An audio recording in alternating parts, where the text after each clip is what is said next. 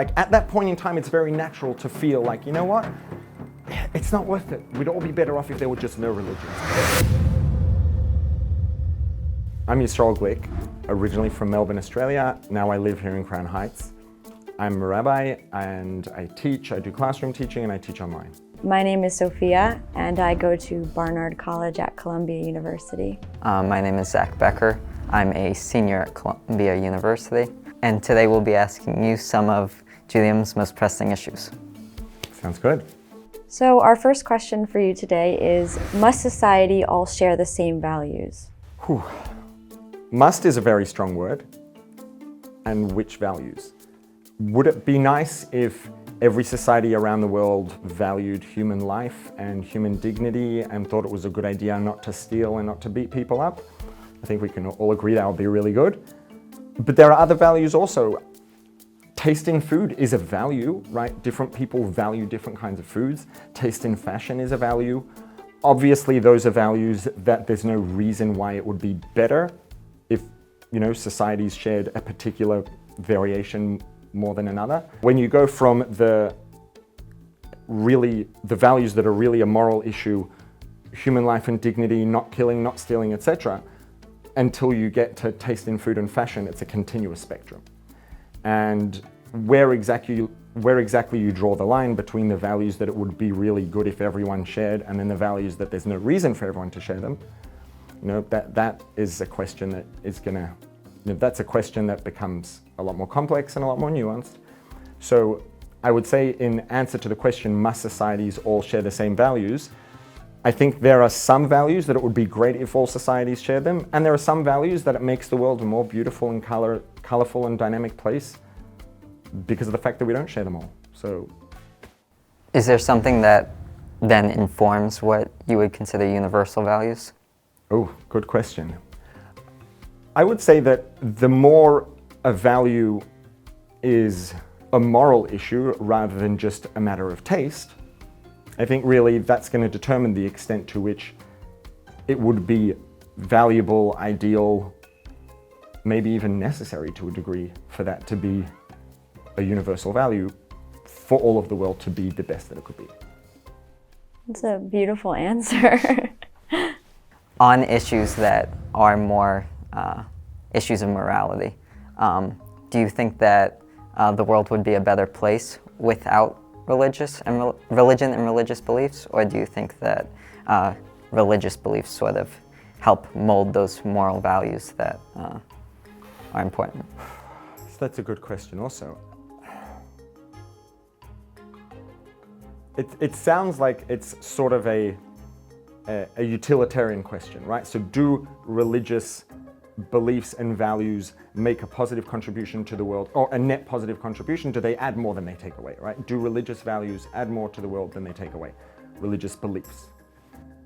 And also the way you asked the question was all religions lumped together. So it sounds to me like, assuming that the question is a yes or no question, all or nothing, is the world a better place, let's say morally, with all of the religions, or would it be a better place morally without all the religions? I think that we could zoom into different points in time where it would seem like the answer would be the world would, there's no shortage of examples in history where you could zoom into a time or an event or an era and say, you know what, look at that, the world would definitely be at a better place without any religions if this is the cost of having religions and if the choice is all or none.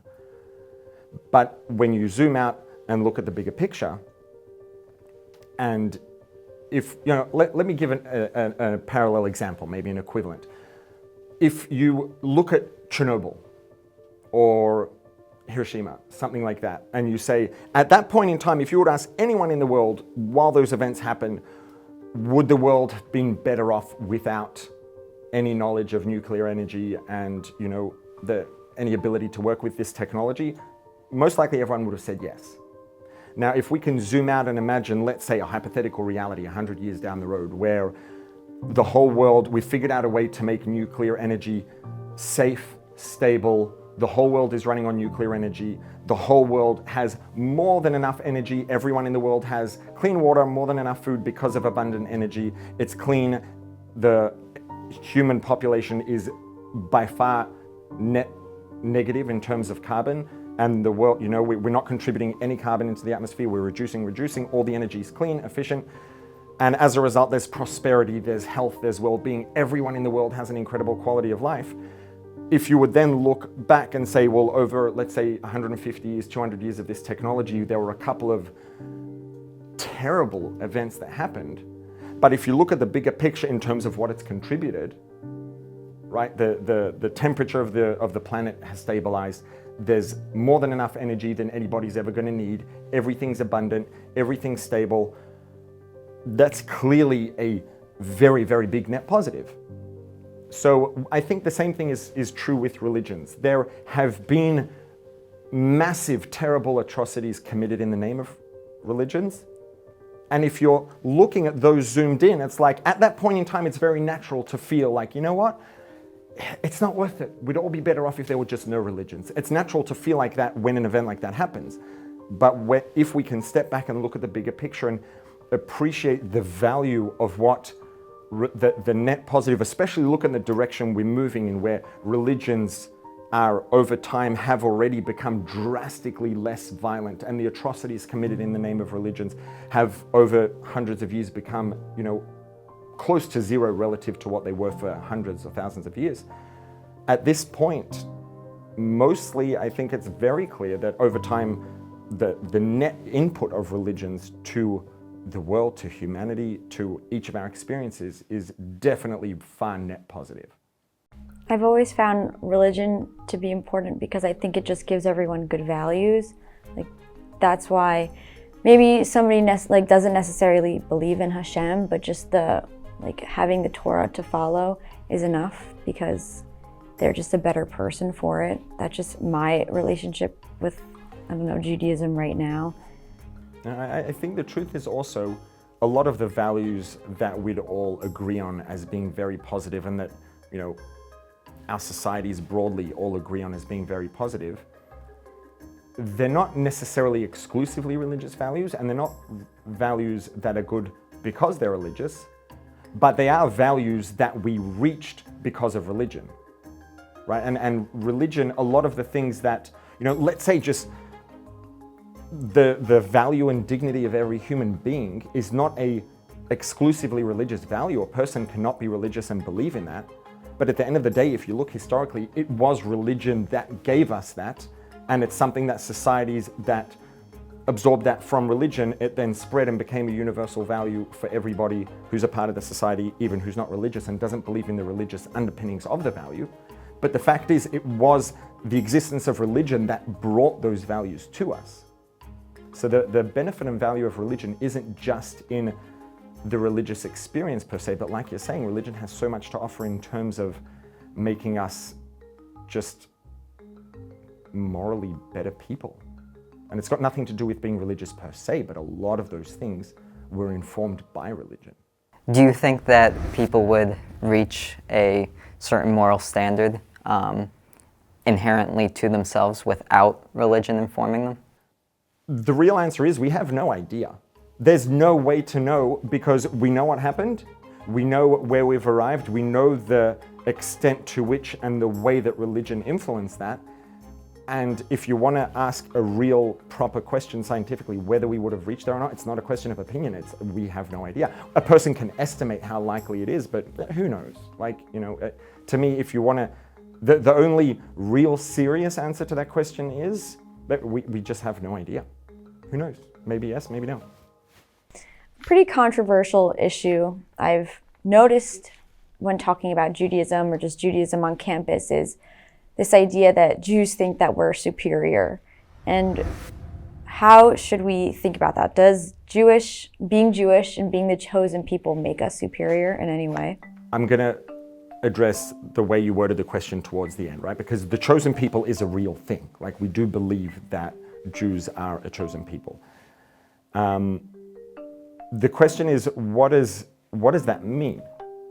Right now, I actually just talked about this a couple of days ago. I spoke to some teens about anti-Semitism, and obviously this is one of the things that, people sitting in their basements on the computer saying, "Ooh, Jews are chosen people. They're negative and evil, and we have to blah blah blah."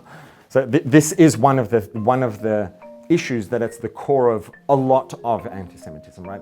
Anti-Semitism can come from a lot of places, but one of the places that it comes from, or one of the questions or issues or misunderstandings that's a very big factor in a large amount of the anti-Semitism that's around is this question: oh, you Jews think you're better than everyone else, chosen people. Because chosen people is a thing. I'm going to tell you a story that happened. I don't remember how old, 12, 13, 14, I don't know, but I was a little kid and I was working in the holidays. I worked in my grandparents' bakery in the factory. And my uncle was very nice to me and he kept me busy during the holidays and gave me a couple of dollars. And one day I finished the end of my day's work and there was a train station 5-minute walk away. And I knew the schedule and I had it, I wasn't sure if I was going to make the train, so I'm running all the way to the train station to try to catch the train, because if I miss the train, it's a 15-minute wait. I get to the train station and as I step up onto the platform, the train starts pulling away. And I was a kid, it was a long day, I was frustrated, and I turned around and punched the wall. And just my luck, it wasn't just a wall to outside, it was a wall to the office where the person who was manning the station was sitting. And so he comes out and he looks at me and he says, "Is that a kippah on your head?" Wasn't Jewish. And I said, "Yeah." And he says, "You're the chosen people, you are Jewish, you're chosen, and that's the way you behave?" Right? So what was his question? He wasn't asking, you're better than everyone else, you're superior, and you get to look down your nose at everyone, because that's not what chosen people means. When we are called the chosen people, that means that there is a role that everyone plays in the world, right? And this is a very fundamental belief in Judaism, that there isn't an atom, a molecule, anything that exists, a moment in time that exists for no reason. Everything that exists was created for a purpose and has value and has a part to play. That, if that includes every molecule, every blade of grass, it certainly includes every person. So we all have a part to play, we all have inherent value, and the world wouldn't be the same without any of us. The question is, how much of the burden are we charged with? And we, as Jews, the chosen people, are charged with the majority of the burden, right? Judaism teaches that there are mitzvahs, there are requirements and obligations that every person has to the universe, to the world, to humanity, to the Creator. Not to murder, the 7 universal no-hide laws. Jews don't have 7, we have 613. Now, the mitzvahs, the commandments, the requirements, the Hebrew word for commandment is mitzvah, which is also the Hebrew word for connection. And when we follow the commandments, they are obligations and expectations. They're also guidelines about how to live the way we're supposed to live and live in line with the purpose of existence. And everybody has their purpose and their role to play. When the term chosen people doesn't mean chosen to be superior and look down our noses at everyone. As a matter of fact, Judaism is adamantly opposed to looking down our noses at anyone or anything for that matter, right? We are expected to treat animals with respect, to treat plants with respect. It's halachically prohibited to go and cut down a tree unless you have a specific reason why you need to do it, right? Plants have value, and we are not entitled and don't have the right to go and damage a plant unless there's a reason that justifies it. And so, are we the chosen people? Does Judaism believe that we are chosen? Absolutely.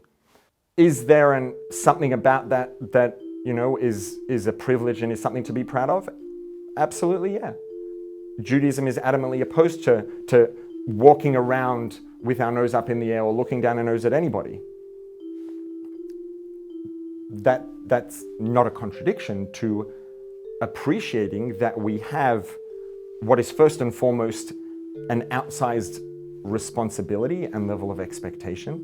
There's nothing wrong with feeling a sense of pride and privilege in that. Does Judaism believe we are the chosen people? Yes.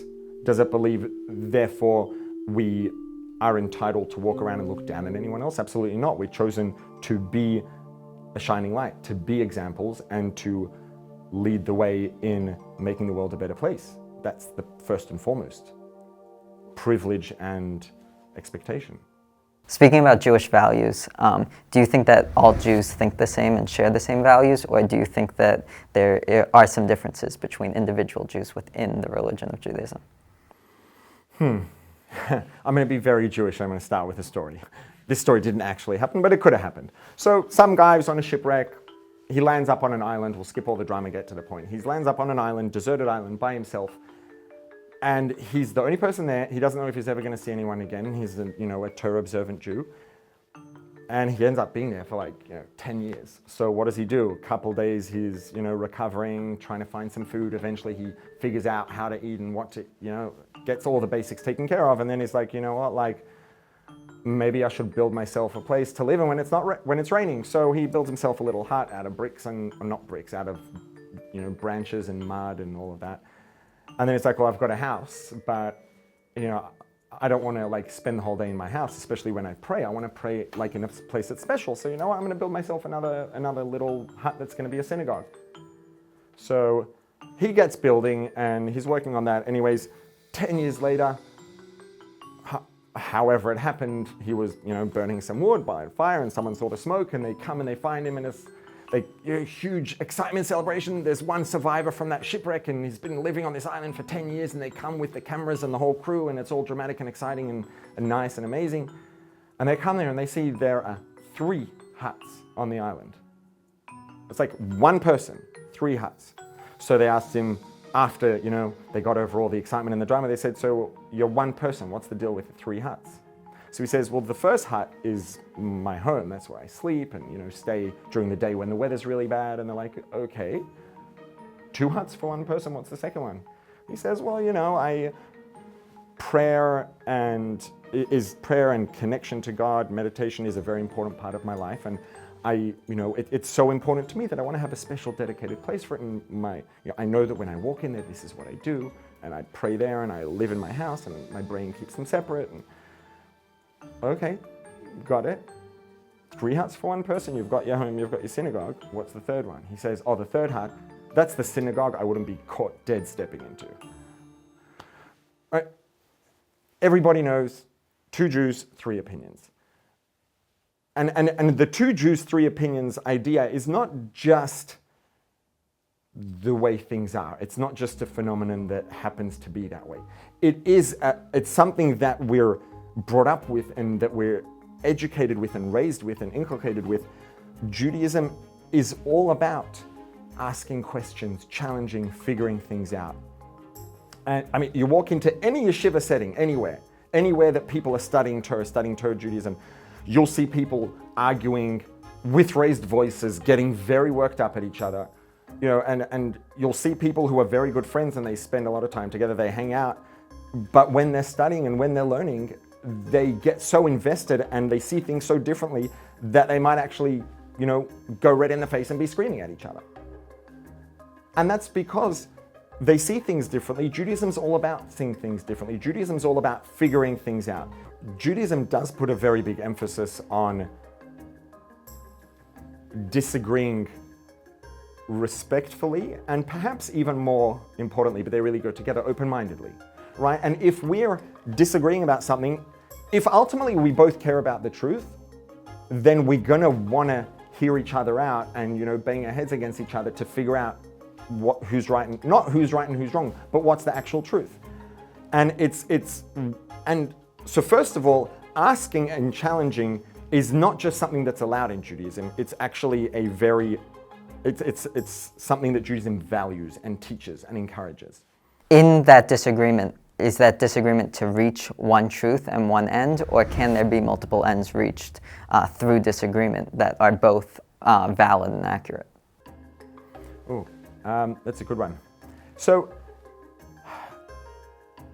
I would say that to give firstly a very technical and empirical answer, it would depend. Some questions might have one truth, but again, if you look in Judaism, you don't have to go to different countries or cities. You can go to 2 different shuls, 2 different synagogues on the same block and see 2 different customs, right? 2 different sets of customs. So a very, again, not only a loud, but a valuable part of Judaism is the fact that we are different people and we have communities that are historically, developed in different parts of the world over hundreds or thousands of years and developed different customs and different approaches to things. And that's also something, and maybe to a degree, even what we might call different values, right? As long as nobody's values are against Torah Judaism, if people's values are positive and they're different to ours, if people's customs are positive and nice and they're different to ours, the more the better. More variety, more beauty, more color, right? And a person, so Judaism will, and again, does not only allow but respect, and it's really a fundamental part of Judaism that there are differences and I don't know if I would say disagreements per se. Obviously they are disagreements about what's the right custom, but communities can have different customs and maybe even disagree about which custom is right versus wrong. And one community might believe their custom is right and the other one's wrong, and the other community believes theirs is right and the first community's is wrong. But at the same time, they can also share that respect and say Judaism has space for this.